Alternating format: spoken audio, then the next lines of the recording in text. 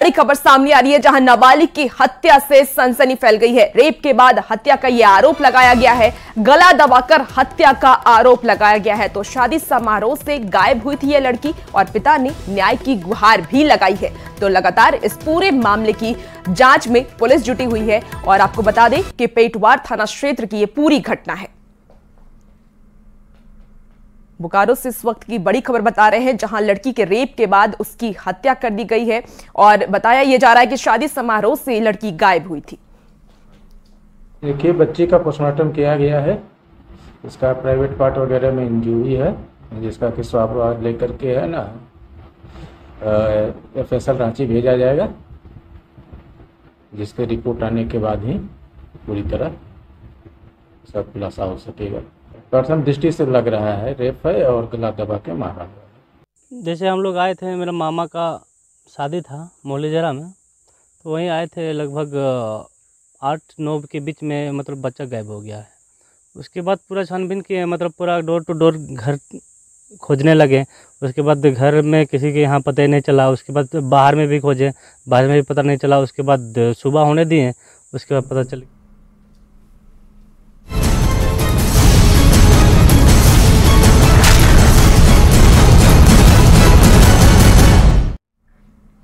और अब बात झारखंड की सियासत की करेंगे। रांची से इस वक्त की बड़ी खबर आपको बता दें कि झारखंड दौरे पर आएंगे अमित शाह। तो 9 और 10 मई को आएंगे अमित शाह और रांची में अमित शाह के कार्यक्रम को लेकर के तैयारियां की गई हैं।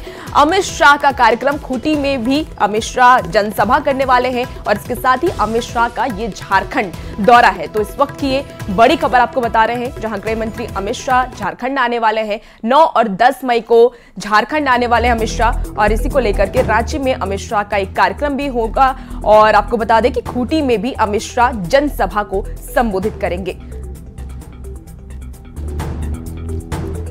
राज्यसभा सांसद दीपक प्रकाश ने 2 दिन से हजारीबाग में बीजेपी उम्मीदवार मनीष जायसवाल के समर्थन में जनसंपर्क अभियान चला रहे हैं।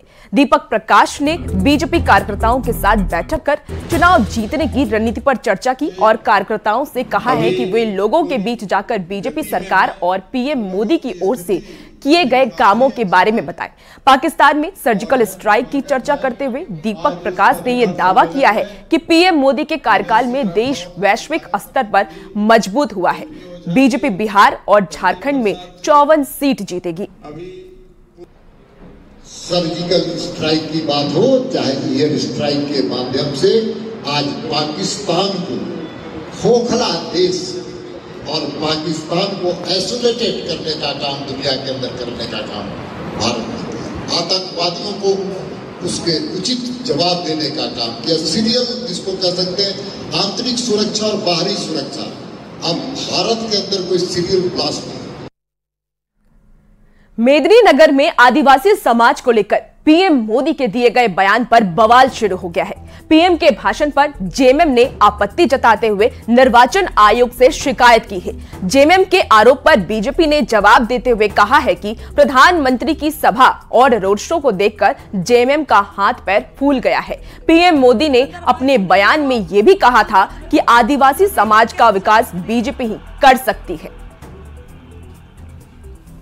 प्रधानमंत्री जी की जो 3 सभाएं हुई और जो रांची का रोड शो हुआ, उसमें जो लाखों लोगों ने शिरकत की, तो झारखंड मुक्ति मोर्चा का हाथ पांव फूल गया है।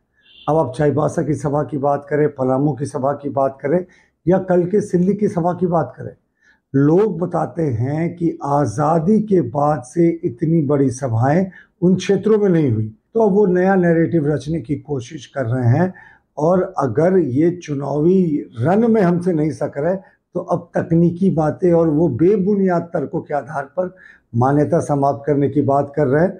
आपस में 2 संप्रदायों के बीच वैमनस्यता बढ़ाने के लिए उस तरह की बातें की जा रही हैं। लगातार एकदम डायरेक्ट पॉइंट करके, इंगित करके मुसलमान शब्द बोला जा रहा है। लोकसभा चुनाव के बीच बयानबाजी तेज हो गई है। झारखंड पार्टी के केंद्रीय अध्यक्ष इनोस एक्का ने खूंटी में अपने पार्टी के उम्मीदवार की जीत का दावा करते हुए ये कहा है कि बीजेपी और कांग्रेस से जनता नाराज है। वहीं पूर्व आईएएस और आईपीएस अधिकारियों के चुनाव प्रचार पर भी इनोस एक्का ने चुटकी ली। झारखंड पार्टी को तो पूरा लाभ ही लाभ है। ना लोग बीजेपी को पसंद कर रहा है और ना लोग कांग्रेस पार्टी को पसंद कर रहा है। आज अगर कालीचरण मुंडा को बोला जाए तो एक भाई बीजेपी में, एक भाई कांग्रेस में। जो व्यक्ति जिस जिला में पदाधिकारी रह चुके हैं, जिला के महत्वपूर्ण पद पर रह चुके हैं और यहाँ के लोगों को ठगने, लूट खसोट करने का, प्रताड़ित करके पैसा लूटने का काम किया है, अगर वो आज कोई भी पार्टी के लिए, चाहे कांग्रेस के लिए चाहे बीजेपी के लिए अगर वो वोट मांगते हैं तो जिस पार्टी के लिए वो वोट मांगते हैं उसका नुकसान ही होगा। और अब खबर बोकारो से है। जेडीयू नेता अशोक चौधरी ने सेक्टर 12 में बैठक की है, जिसमें खीरू महतो के प्रदेश अध्यक्ष होने पर सवाल उठाया गया। अशोक चौधरी ने कहा है कि खीरू महतो वर्तमान में अध्यक्ष हैं, ऐसी कोई जानकारी नहीं है। उन्होंने आगे कहा है कि हम लोग एनडीए का हिस्सा हैं, लेकिन झारखंड में हम लोगों को कोई दिशा निर्देश नहीं दिया गया है। खीरू महतो जी अभी अध्यक्ष संवैधानिक तौर, मेरी जानकारी में संवैधानिक तौर पर अध्यक्ष नहीं है, और किस हैसियत से इस प्रकार का बयान दे रहे हैं और किस हैसियत से लोगों को बोल रहे हैं, बैठक कर रहे हैं, हमको नहीं पता। ये पता जरूर है कि वो राज्यसभा का सदस्य उनको बनाया गया, लेकिन जिन कामों के लिए बनाया गया था, नीतीश कुमार ने जिन कामों के लिए उनको जिम्मेदारी थी उस पर वो खरे नहीं उतर रहे हैं। और फिलहाल रुकेंगे एक छोटे से ब्रेक के लिए, कहीं मत जाइएगा, जल्द हाजिर होते हैं।